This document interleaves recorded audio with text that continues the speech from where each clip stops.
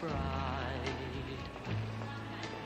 Only you and you alone can thrill me like you do and fill my heart with love for only you. Whoa, only you can make this change in me, for it's true. Why, hello. It is Mrs. Calvert, isn't it? Resting from our labours, are we? Oh, hello. You do remember me. Lorna Milton, Chris Milton's wife. Your son's number 2 at the school. We met at Harold's at the party before Christmas. Yes, of course. Been shopping then? I used to enjoy shopping, but I don't know. Doesn't seem the same anymore. You settled in, though. Oh, yes. Settled in. Do you think Tom Coleman is serious about Janet Bolton? Pardon? The television in that serial. Oh, I don't have much time for television, I'm glad to say. There isn't much to occupy me at the moment. Harold wants to run everything, I suppose. Well, no, it's... Forget that. I'm in his black books enough over Good Charles Meadow. Let me buy you a coffee. Oh, it's very kind of you, but I think I'd better get my bus, Mrs. Milton. What? And have the headmaster say I wouldn't do the honours of the town to his mother? No, thank you. Coffee it is. Come on.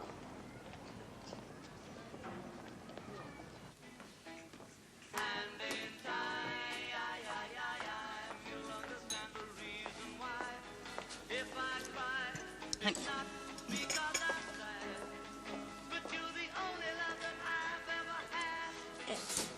What exactly is the trouble about Good Charles Meadow, Mrs. Milton? Oh, no. You're not catching me.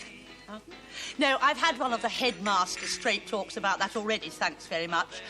No propaganda, Lorna, please. I wasn't asking you for your opinion, only... Oh, it's a storm in a teacup. What our Harold and Muriel Bartley and all the other New Town old stages have drummed up is a sentimental campaign about keeping the meadow. You've seen it, I suppose? On the way, on the bus into the centre. Well, I ask you. Of course it looks nice with the cattle in the summer, but... I lived on a farm when I was a little girl. Perhaps this will stop my big mouth. But what can Harold do anyway, I mean? Well, you tell me. Oh, Mrs. Calvert, I shouldn't say it, but can't you stop him? It's such a waste of his time. He's a wonderful headmaster. Well, no, that's not true, but he's such a wonderful teacher. He knows more about teaching the backward than anyone in the country. He's certainly done well with the textbook. And so he should. He's got a genius for it. But he wastes his time on outside things. Oh, I know, D. Mortius and so on, but it was her fault. Beth. She wanted to run everything in Carshall, everything. And she wasn't content until she pushed him into it all. And the poor kids, too. Oh, I think Harold and Beth had every right to be proud of the way they've brought up the children. They're wonderful. Oh, of course, they're nice youngsters. But they'd be nicer still if they weren't put on show all the time. How do you mean? Well, what about look back in anger? Oh, I'm all for it. A spot of culture in Carshall. Why do Chris and I run the art school? I mean, we don't expect results. We're pleased if 2 or 3 come along. But this all Calvert cast stuff, produced by Mr. Harold Calvert, starring Mr. Mark Calvert and Miss Judy Calvert. And I've no doubt that Ray's sunny face will be seen somewhere if it's only over the top of a bouquet. Oh, I'm afraid it's nearly time for my bus. You're going to play cards round at the Cranstons again tonight, Grandad? Oh, yeah. Keeps me up to the mark, you know. Your grandfather's out every day now, what with the British Legion and all. Quite a citizen of Carshall, as Dad would say. Stop poking fun at Daddy. Oh, I get about quite a bit. I always was a good mixer, you know. Do you like the town, Grandad? It'll be very nice when it's finished. That telephone call concerned you, Judy. Whatever's wrong, Daddy? Your headmistress apparently feels that your chances of a distinguished career are put in grievous peril by your proposed appearance as Helena and your father's production of Look Back in Anger. Oh, Daddy, how absolutely mad she really is. I mean, lots of people think she's going right round the bend. And apparently ever so many of her family were completely crazy. And they say that... Who says all this, Judy? Well, I mean, Mrs. Ogilvy, Caroline's mother, says she's the most unsuitable headmistress. Then Mrs. Ogilvy, Caroline's mother, ought to be ashamed of herself. But, Daddy... There are many things over which I cross swords with Miss Carshall. But we heads of school have quite enough difficulties without uninformed parents willfully undermining our authority. Miss Carshall had quite a remarkable university record. Oh, I know she's brilliant at biology and botany and all the rest of it, but as a headmistress... Well, I mean, to begin with, she has absolutely no social manner. You should have seen her when Lady Anthea Warren came to give the prizes. Girls, you know how she speaks, with her teeth out for an airing. Girls, Lady Warren has come here. Lady Warren, wasn't it awful? I don't know quite what issue of Tatler etiquette you're trying to teach us, Judy, but in any case, there's nothing to do with the point. Miss Carshall feels that rehearsals for the play are not advisable in your A-level year. That must be enough. It's inconvenient, but it's not irreparable. Luckily, we've only had one rehearsal and the reading. But you said you wanted me in it, Daddy. Yes, I did. You said I was the only person round here who could play, Helena. I said there were certain affinities between the egregiously priggish Helena and yourself that made for typecasting. Steady up there. But that mustn't be allowed to interfere with your A-levels, Judy. But I don't want to go to university anyway. And you don't want me to go, Daddy? Just because I happen to be good at languages. No, that's not true, Judy. I have my views about the present dilution of the universities, and I have a right to them, I suppose. Undoubtedly. Also, looking at some of my brighter pupils and thinking how much more they'd benefit from a university education than some of the stuffed geese of the grammar schools, I have my doubts about the efficiency of the examination system. All that doesn't mean that I should, for 1 minute, stand in my daughter's way if our headmistress thought she was the right material for the university. But Mummy didn't want me to go. You finally never say that again, Judy. Whatever she may have thought, your mother was the most generous-minded woman living.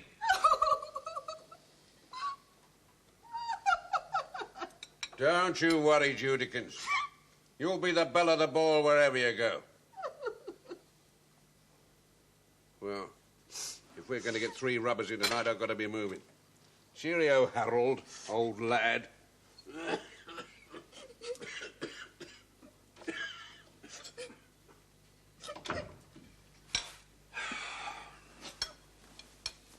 I'm sorry, Judy, if you're disappointed. Of course, I should have liked you in the play, but such disappointments are a part of life, you know. What is the play about, Harold, dear? Well, it's strictly not for the mums. It concerns one Jimmy Porter, the most likeable, unlikable youngster who ever wanted to set the world to rights, if only he knew how. The part's a natural one for our Mark. Who isn't, I'm afraid, going to be able to play it after all? Did I really hear what I thought I heard? Afraid so, Dad? You want some fruit, Dad, or cheese? Oh, I shall be sorry, Mark, dear, not to see you on the stage. Well, you won't, I'm afraid, Gran. You'll probably have old Ray here instead. Oh, no, she won't. I've never looked back, and what's more, I'm never angry. Besides, there's a lot of smooching with our Priscilla, and I... May I inquire your reasons for evading your commitment? Most of the time, Jimmy Porter beats her up. And then Terry Knowles is playing the friend. What's his name? Cliff. He's almost as important as the wife. You ought to do it, really. I want an answer, Mark! I am not unreasonable, you know. If it's the evening classes, then of course I must accept it. But I thought we'd fixed all that when we scheduled the rehearsals. It isn't the classes. Anyway, if I'm... Empty your mouth.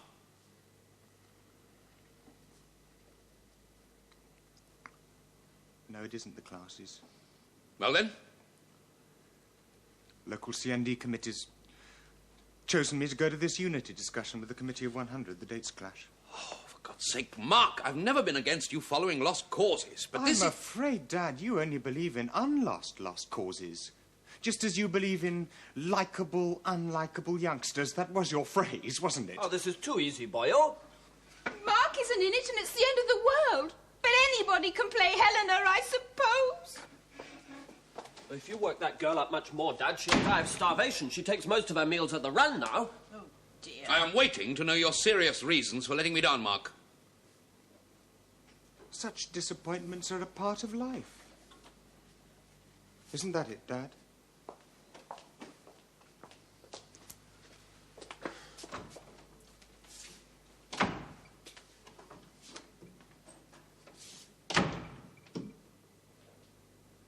Don't take it too much to heart, Harold, dear. Young people are so different nowadays. It says that in the TV Times this week. For goodness sake. In Elsie Tanner's column. She often has a few good tips to...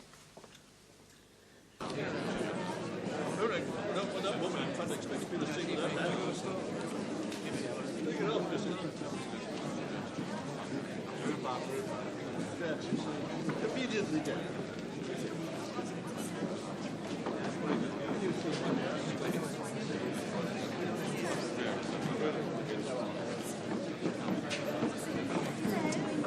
Good evening. Good evening.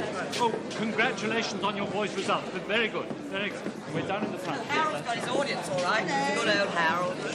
Yes, here we are. This is an important occasion for Harold, Mrs. Calvert. And just about everybody who's anybody has turned up. So our Harold's pulled it off. Chris and I are delighted. I'll bet. Our poor little art show drew 24. Nothing like this. But then we can't shock them into coming, can we, Chris? No, I'm afraid you're right there, Mrs. Milton. I did wonder this time, Mr. Milton, whether you aren't guiding them a little too much with their artwork. How do you mean? Well, it did seem to me that this year's show seemed to lack that smack in the eye the kids' imagination usually gives. Well, I wonder if you really know very much about it, Mrs. Barclay.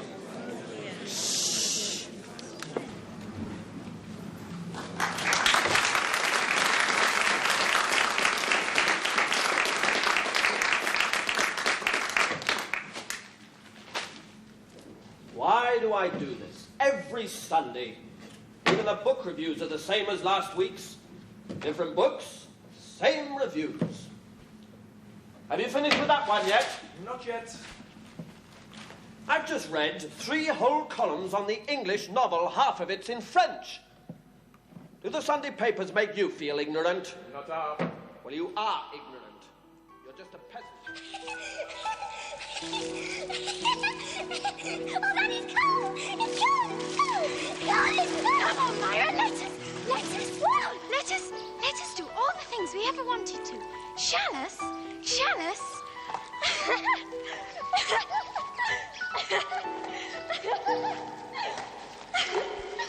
Mummy may look overfed and a bit flabby on the outside, but don't let that well-bred guzzler fool you. Underneath all that, she's armour-plated, as rough as a knight in a Bombay brothel and as tough as a Matalow's arm. She's probably in that bloody cistern taking down every word we say. Can you hear me, Mother? Oh, that's... Just isn't about that get her in wicked? there. Shush, Gran. Let me give you an example of this lady's tactics. You may have noticed that I happen to wear my hair rather long. Now, if my wife is honest or concerned enough to explain, she could tell you that this is not because of any dark, unnatural instincts I possess, but because, A, I can usually think of better things than a haircut. Oh, for heaven's sake, don't be such a silly. You've no right to talk about her mother like that. I've got every right. That old bitch ought to be dead. Well, aren't I right? I said she's an old bitch and ought to be dead. Well, what's the matter with you? Why did you leap to her defense? God, if somebody said something like that about me, she'd react soon enough. She'd spring into her well-known lethargy and say nothing. I said she ought to be dead. My God, those worms will need a good dose of salts the day they get through her. Oh, what a bellyache you've got coming to you, my little wormy ones. Alison's mother is on the way. Introduce me to the guest of honour, Harold. She will pass away, Jeff, my friends. this is Harold's mother, Trail Jeff. of worms, They don't gasping keep to each other a for bit, laxatives do they? Behind her. From purgatives to purgatory.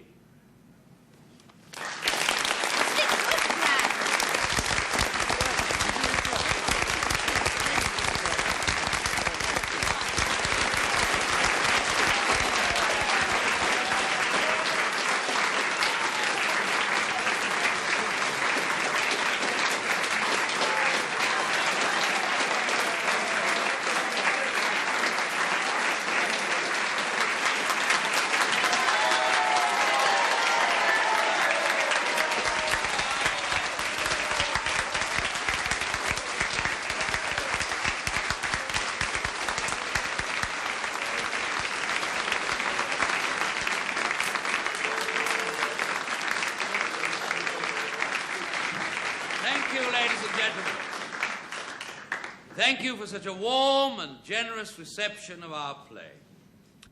I am naturally pleased to think that a Carshall audience, despite all appearance to the contrary, has the intelligence required to appreciate a play of this calibre.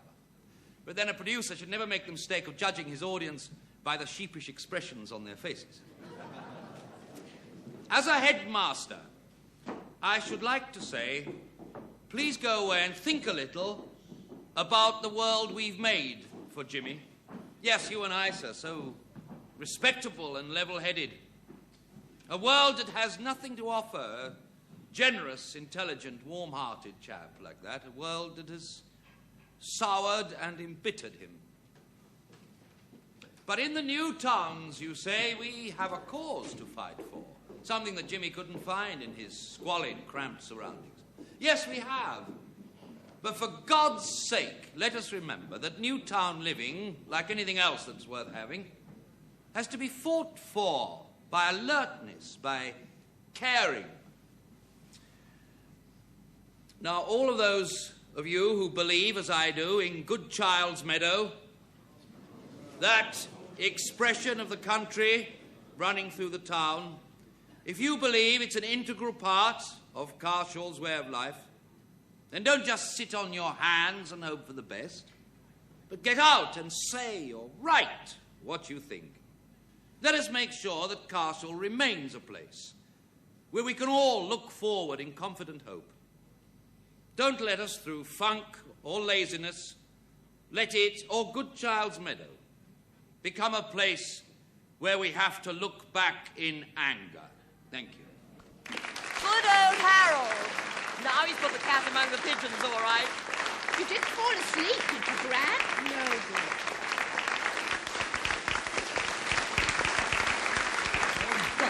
John Carson.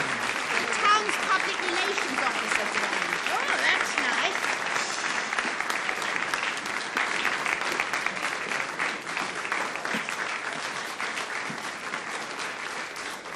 Ladies and gentlemen, it's not normal, I know, for the audience to reply to the producer's speech of thanks. But this is not quite an ordinary occasion. So as the town's PRO, I'm going to reply for you. Spontaneous cultural activities like tonight's production are the sort of thing that makes our job here so rewarding.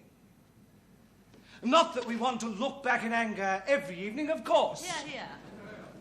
Now, in this particular case, we owe the evening's entertainment to the determination and hard work of Harold Calvert. Here, here.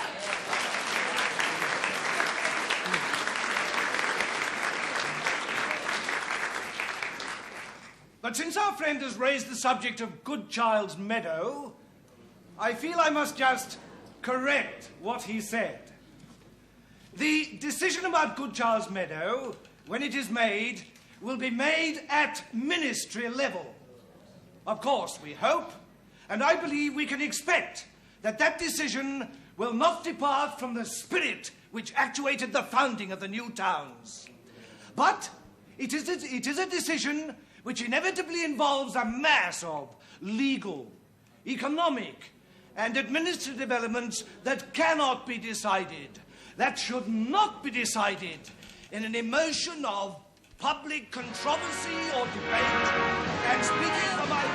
You, Daddy, would win.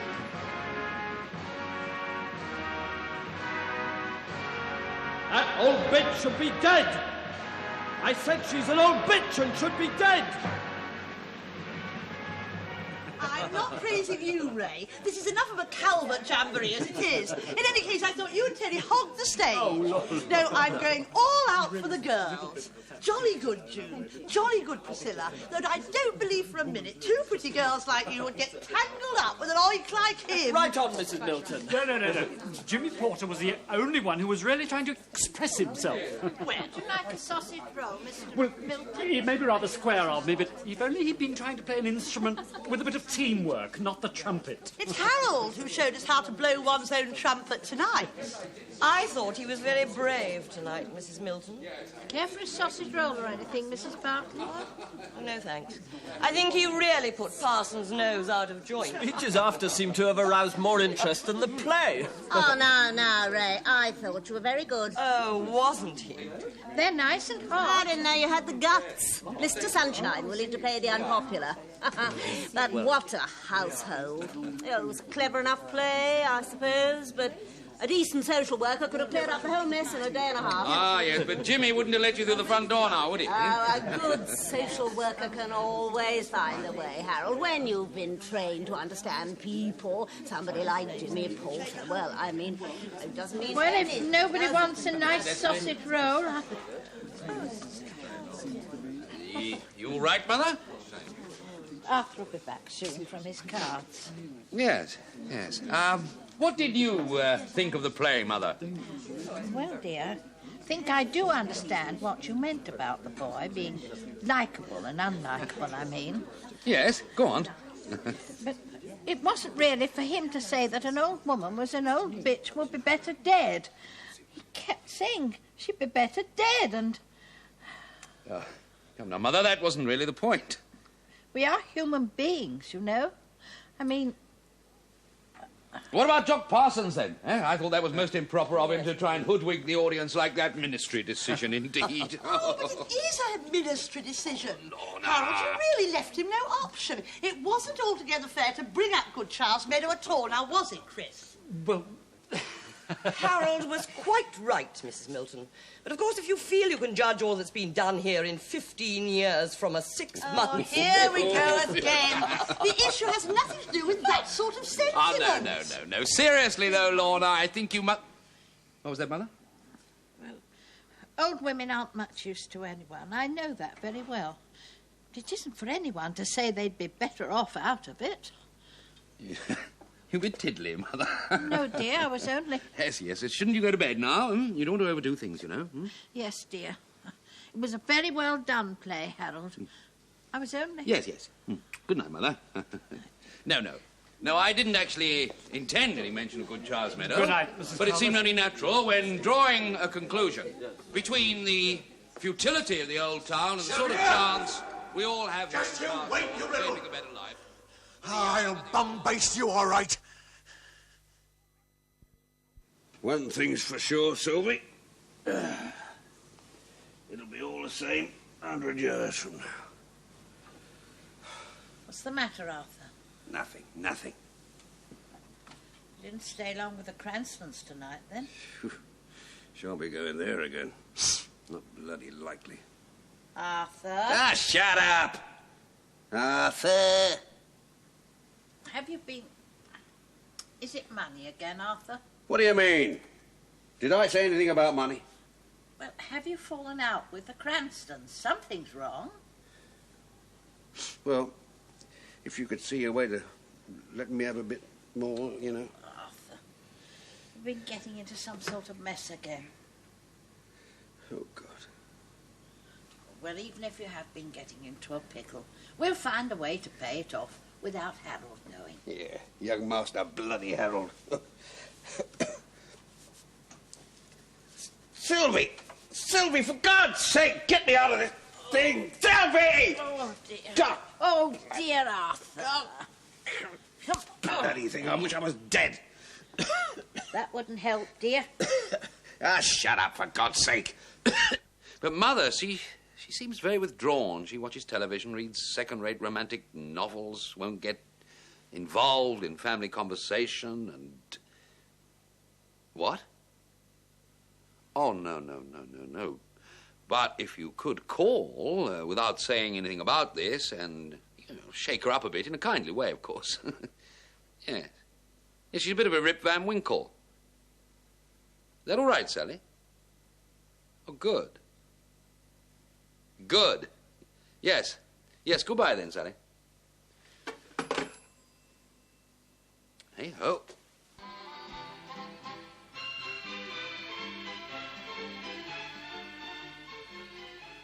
Evening programmes begin with another episode of Wardress Web.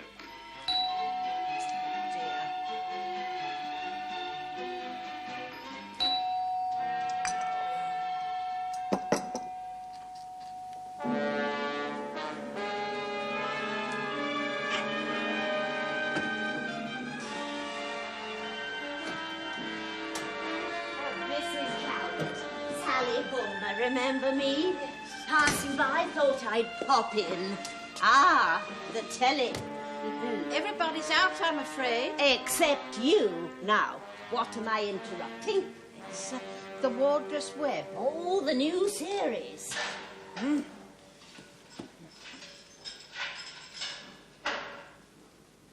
That will be quite enough of that, thank you, Wardress Webb. Chief Wardress, I feel I ought to... I don't want to hear any excuses. The rules about makeup for prisoners are perfectly clear.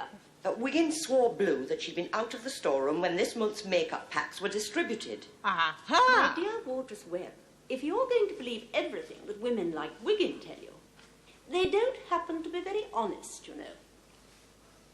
That's why they're here in the first place. Yes, I realise that. And I'm not half as trusting as I used to be.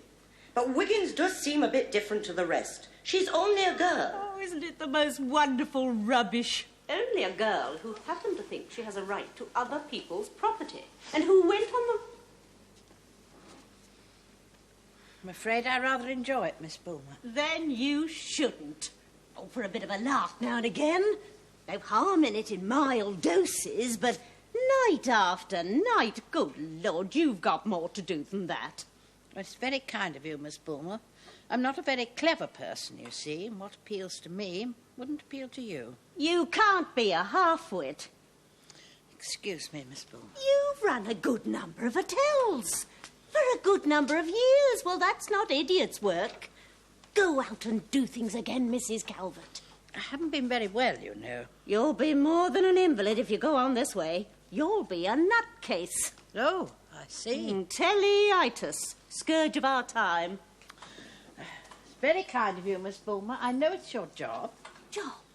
I haven't come here as a welfare officer, bless you. I've come here as woman to woman. Come on now, sit down, do. What? Oh. This is woman to woman, It's very kind of you to want to help me, Miss Bulmer. No, not you. Lay not that flattering unction upon your soul. No, it's not you I care about. Well, not principally, that is. No, it's our Harold. Pardon? As welfare officer of Carshall, I know how valuable our Harold is to us.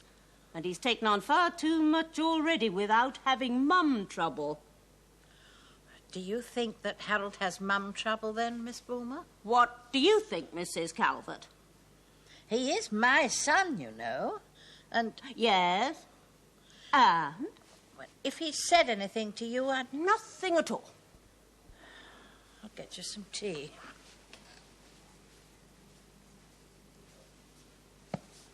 I say she ought to be dead. My God, those worms will need a good dose of salt the day they get through her. Oh, what a bellyache you've got coming to you, my little wormy one.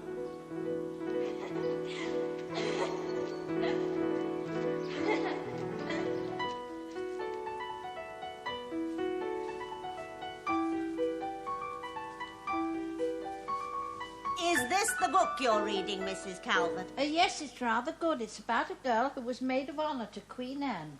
Queen Anne? Queen Anne is dead, woman. But Carshall isn't. It's full of life and people and things to do. And problems, as I know.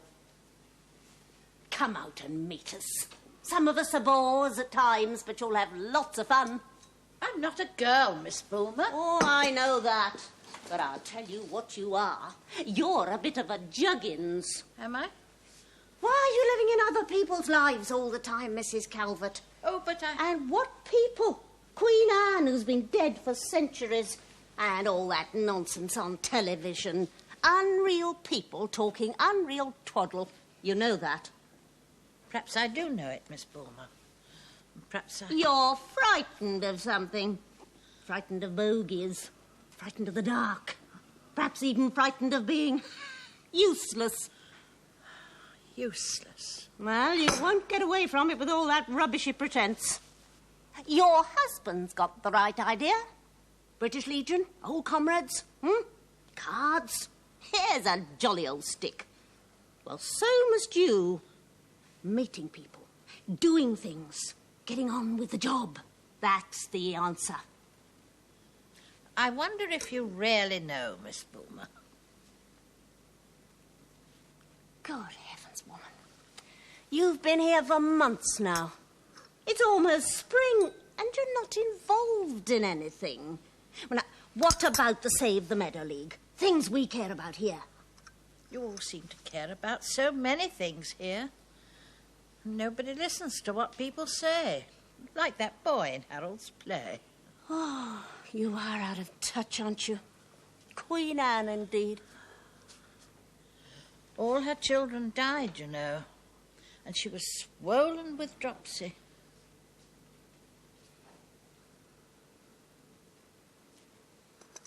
Now, listen. We don't want to worry our Harold any more, do we? My goodness, no. Well, take yourself in hand. Switch off the telly and get out and about in the real world. Well, it's shock treatment. It may or may not work. That's up to you. I've made myself disagreeable. Well, somebody had to do it. Goodbye.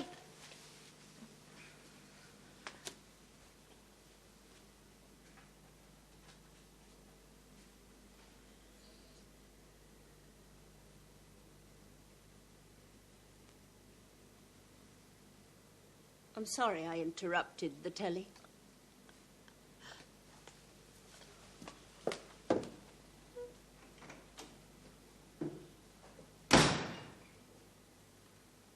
And should best be put back on, Myra. You've lost my hat. Mummy says the blue ribbons are adorable. To be spoiled now. Don't matter none, do it? I want to go to my mummy. I want to go home. Oh, don't take on so. Your mother said we was to feel free. The lace on my petticoat hem is torn. It's all your fault. She said we was to feel free. I ain't never done the like of this before. You're silly. It's nice your mum staying at the farm for the holiday. Let's go back through the wood. It'll be cool there. Shall we? Why not? We'll never get the dirt off, you know. We got being free!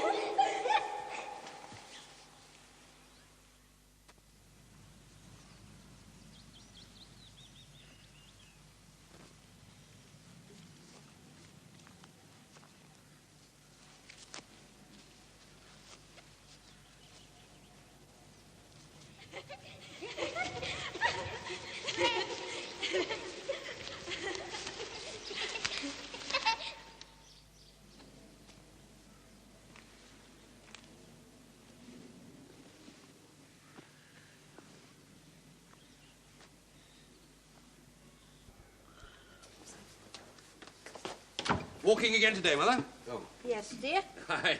My.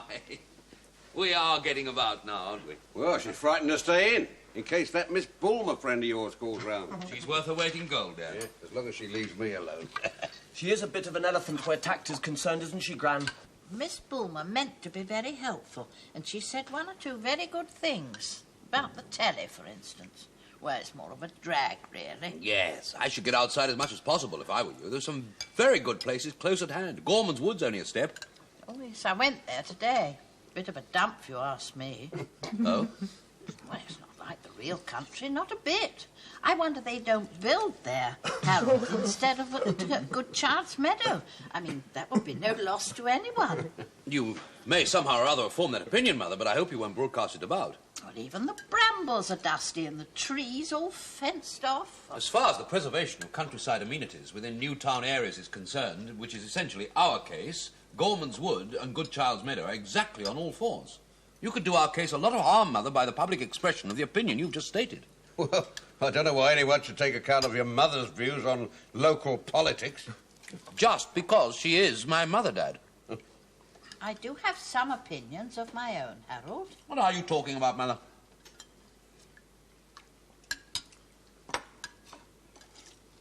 Not hungry, Gran? No wonder. Oh, you ought to eat, Gran. Oh, I know how frightfully difficult it is sometimes. Mrs. Ogilvy says she has long spells when food simply revolts her. We're a bit old for the sulks, aren't we, Mother? I know the family dials round the table are enough to make you want to bring it all up again, Gran, but you really must be a good girl and eat. Yes, dear. Your grandmother's not a child, Ray.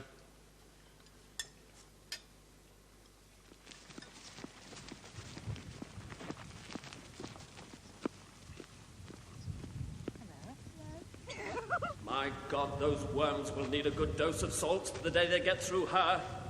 Oh, what a bellyache you've got coming to you, my little wormy ones. Alison's mother is on the way. She will pass away, my friends, leaving a trail of worms gasping for laxatives behind her. From purgatives to purgatory.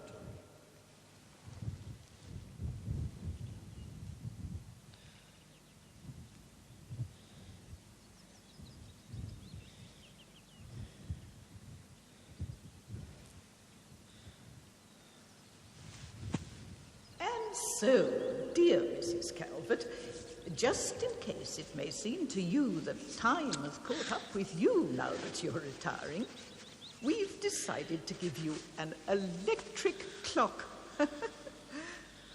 You won't have to be an early riser any longer. For the rest of your life, you'll be able to ask for a late call.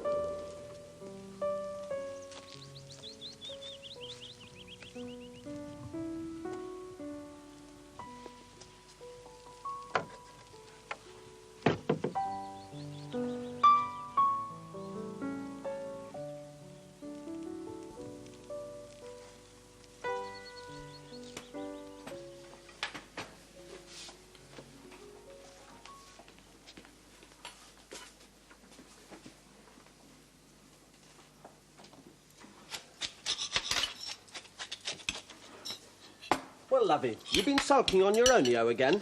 Yes. And where did we go today, then? Out and about. Out and about?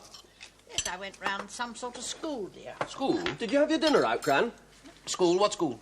The rectory school, dear. Oh, you do have tactless walks, Gran, you really do. Your grandmother can hardly be expected to realise the scandal of a private school of that type being allowed to trade on misplaced snobberies in a new town like Carshall. Of its kind, I believe the school is what Judy would call very crummy. No doubt you can tell your grandmother more about the place, Judy.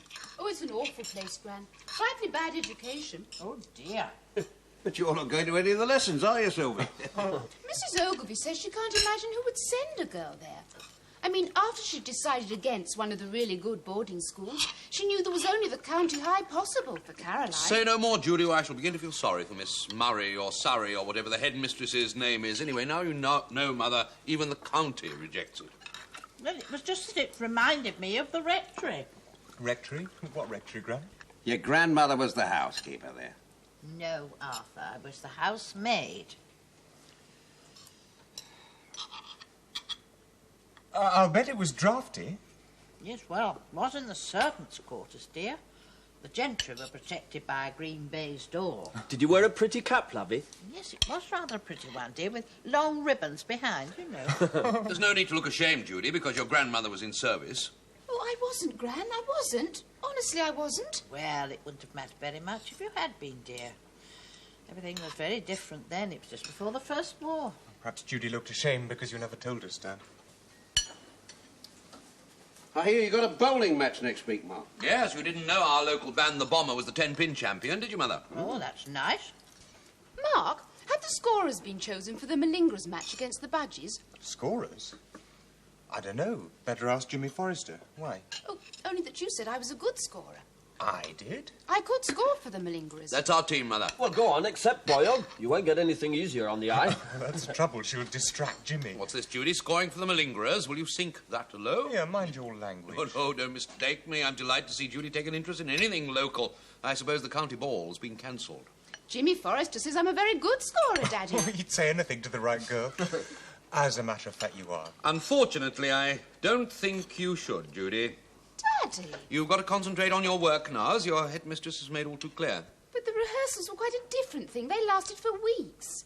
Nevertheless, work must come first. The exams get nearer every day. But, Daddy, listen. I think I know what's best. Well, I should have thought the whole thing was simply a matter between Judy and Mark. No, Ray. I may not be what Judy would call a super father, but I am concerned with Do her you well. have to make fun of her all the time? Make fun? Make fun? What on earth do you mean? What is 10-pin bowling, dear? Pin, lovey. Pin. Pin? Oh. Anything that we do together that doesn't revolve around you is an unwelcome distraction. You have an infinite capacity, Mark, for psychological fantasies. Anybody else could see that my whole aim has been to keep this family Daddy, as one... one evening at the bowling can't make a bit of difference. I think we're all getting a little too fond of argument. Oh, disagreeing with you, do you mean? Now, listen, Mark. You speak to everybody as though they were sitting in your classroom. Now, listen, Mark. Hold it, hold it. No, I will not be told what I should or should not say. Seems to me this family has ceased to pull together. We're all different people. That's why, and you won't see it, not for your children or parents. This is totally ridiculous if you can't see that my whole aim... Dad, we all see different things, it seems. You keep out of it, Ray. You mustn't keep stopping Judy doing what she wants. Or any of us thinking what we want. Do you hear all this, Mother? What do you think of it? Now, Harold. Look at them. One insufferable snob, one so-called rebel, and another who thinks more about his appearance than he does... Look! You very nearly had it, you know. We stood it when we were kids. We stood it when Mum was ill. We stood it after she died. But if there's very much more coming from you, I can tell you now just where you can stuff it.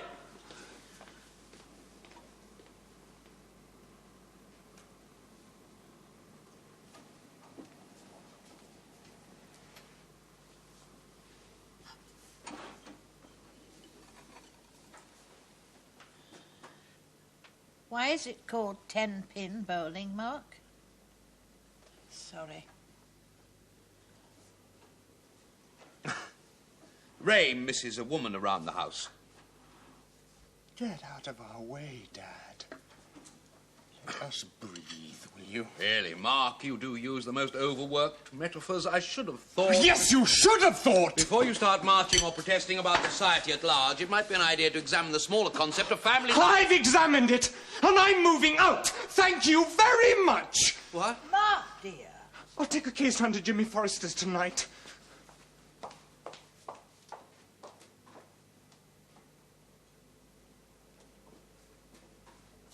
Don't upset yourself, Daddy. He'll be better at the Forresters for a bit. He's been wanting to get away for some time.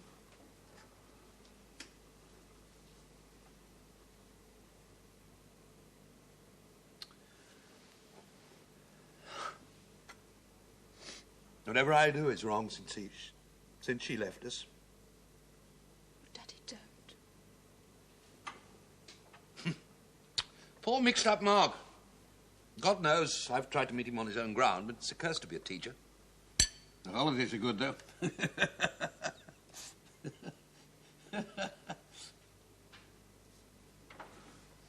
Still a great one for the jokes, aren't we? Please your bloody self.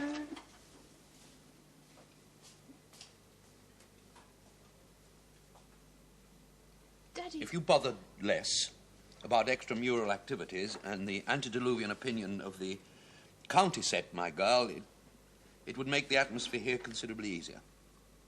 Daddy... You can't suppose for 1 minute I wish to be a heavy, old-fashioned parent, so why not be more thoughtful? I only offered to score at the bowling match. I only said you'd be better employed getting down to your studies. Look at the consequences. I'm sorry, Dad. Thought I saw your friend Caroline when I was out walking today, Judy. Did you? Not to speak to, of course. She was on a horse. Horse? Excuse me, Daddy. Well...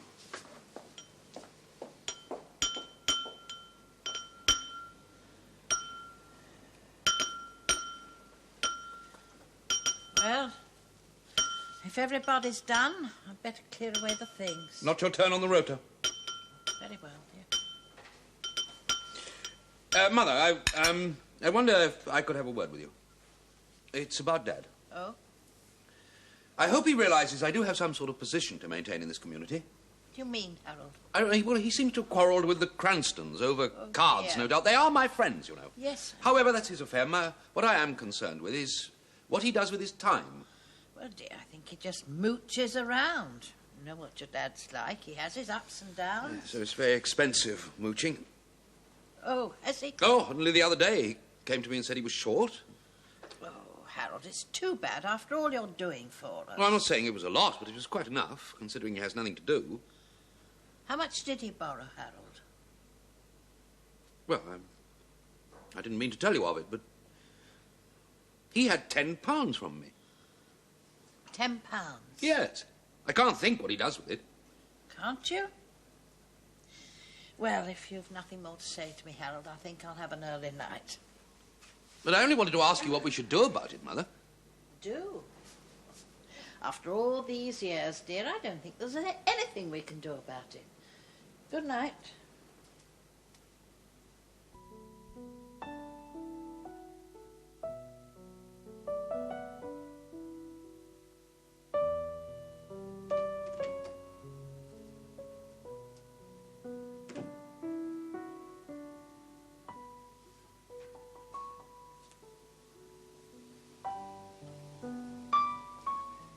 Arthur, dear, why have you fallen out with the Cranstons? Is it money again, Arthur?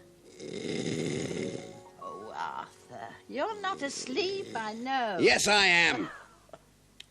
Well, I'm only trying to help you. And I can't help you if you won't let me. How much do you owe to the Cranstons, the Bartleys, and anybody else in Carshall? Let me know it all. I don't want to have to go to them and ask. You keep your nose out of it. We certainly don't want them going to Harold, do we? I've got a bit put by in the post office. You had all the gratuity the hotel gave us for the debts at Eastsea, but I've still... That's right. Throw what you've bloody well done for me up in my face. Oh, I didn't mean to, Arthur, but do let me settle this. We haven't got so many years left that we can afford to be miserable. I know I've been a bit of a wet blanket since we got here, but we could start again. It's a lot, Sylvie. How much, Arthur? £150. Oh, Arthur. Oh, God. I'll pay them all off as soon as I can draw the money out. What do you mean you'll pay them? Very nice, that'd look. Mrs. Calvert graciously pays her husband's debts. Oh, I don't think anybody will look at it like that, Arthur. Anyway, I'm afraid that's how it's got to be. Oh, so you don't bloody well trust me, eh? Not even with a few quid. Oh, Arthur, I don't know how you can go on saying the same things year after year. And I suppose you'll tell Master Harold of your wonderful generosity. You know, you and he are a fine pair. I promise you, Harold shan't know anything about it. Yeah, well, that's one thing I'm not standing for. That bastard looking down his nose at me. Do you know he can't part with a tenner without a bloody Sunday school lecture? Yeah, he is a bit of a skinflint about some things, but he's very generous in others, dear. Sylvie, if I'd only had a bit more capital, I could have covered my losses on the GGs and come out winning a small fortune. Yes, I'm sure you could have done. But there it is. Things needn't be too bad. I'll tell you one thing, Sylvie. If it wasn't for you, I wouldn't care a damn if I went tomorrow.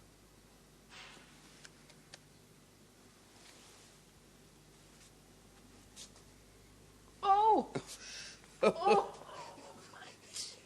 You are a cumbersome old cuss, Sylvie.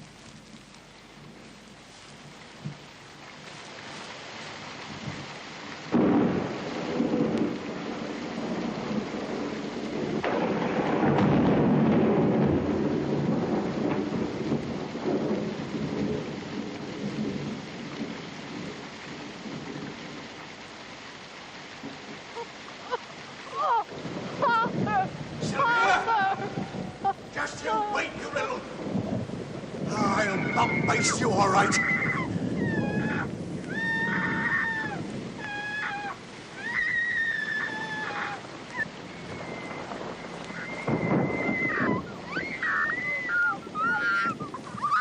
Come away from the tree, dear. It's dangerous here.